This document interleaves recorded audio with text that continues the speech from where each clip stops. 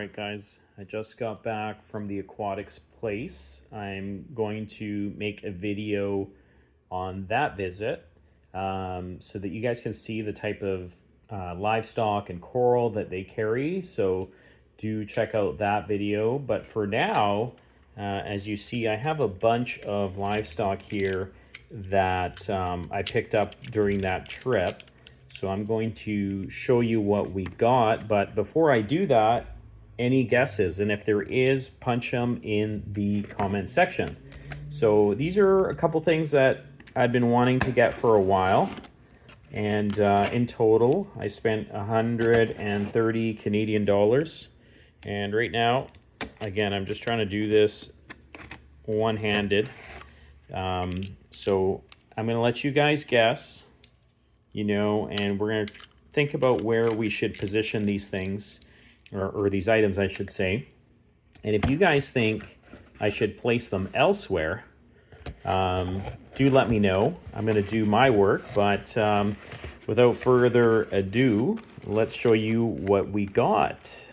So this one was $79. And it is a torch that glows. So when we put it in our water and we acclimatize it, I'm going to show you guys the end result of what that looks like. Okay, so actually one of these is a torch, and one, this is a bubble tip coral. It should glow in the dark once we put him in. So he was $30, and he's a bit of a smaller one. So not too bad.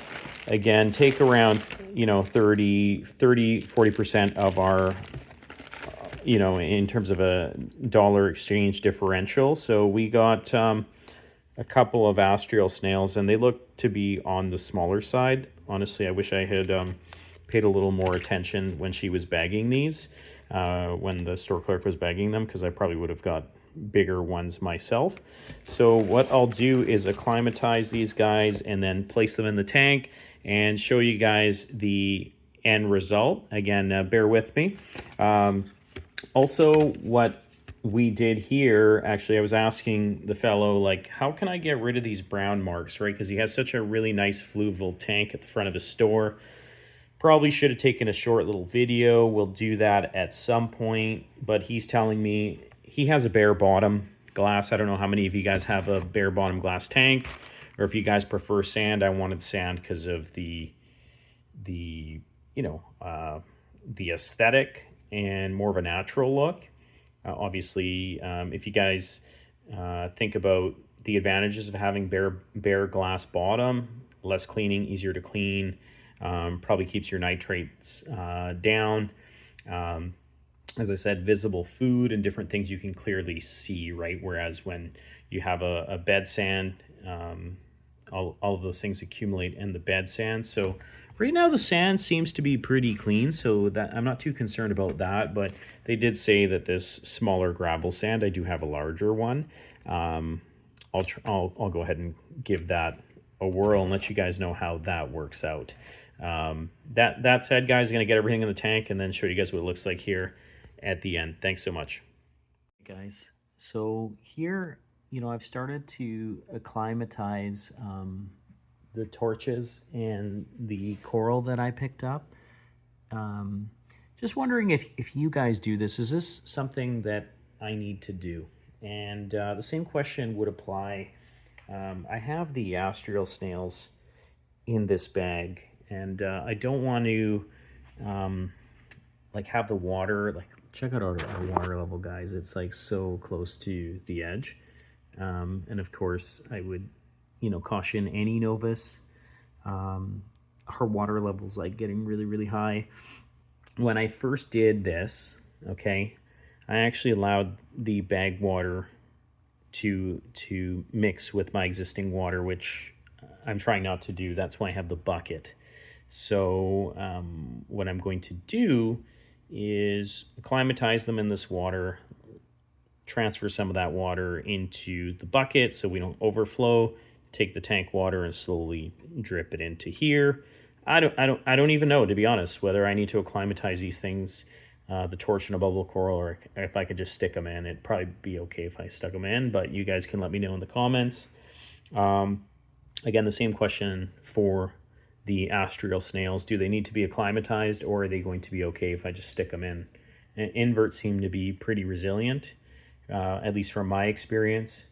But I was telling the guy at the aquarium shop that the reason that I was picking those up is because when they do end up flipped over, our crabs tend to be opportunistic and get a meal in, right? So at the end of the day, I'm trying my best here to maintain things. They tell me the bubble coral and the torch should be relatively low maintenance, and let's see how we do.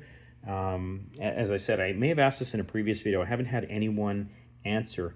Does the torch continue to grow? I would think so. I think that when I picked up this guy right here, he was smaller than the current state.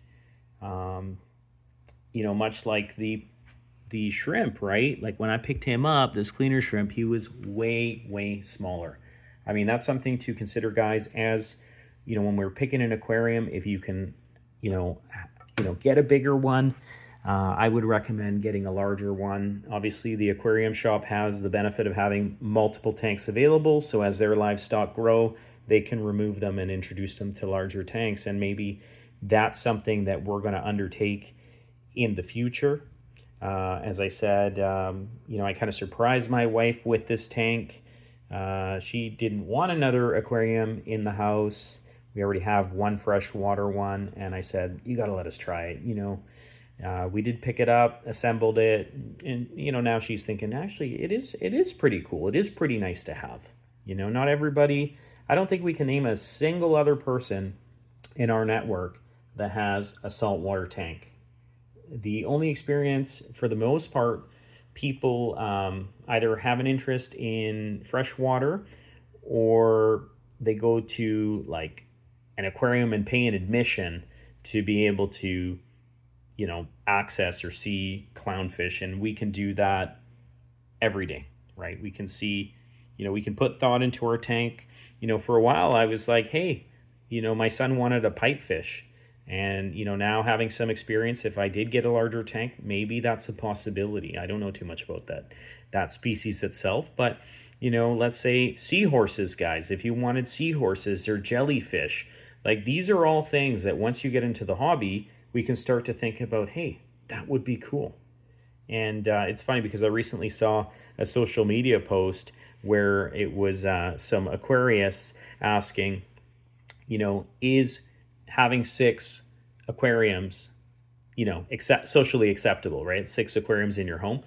I'll let you guys be the judge of that. If you guys want to comment on that, how many aquariums do you guys have in your homes, right? I only have, as I said, the freshwater and the single. And to be honest, my freshwater tank probably needs a more maintenance. Like right now, I just have some shrimp in there and some what do you call them? Small corridor catfish. So it's not a lot of maintenance. Like my care and attention, I will admit, is going into this project. And so far, we are loving it. And outside of, cleaning some of the debris on the glass, I think it's going pretty well. And we're going to go ahead and add these other show pieces and show you guys. Would love to get your feedback and let me know what you think. Thanks so much.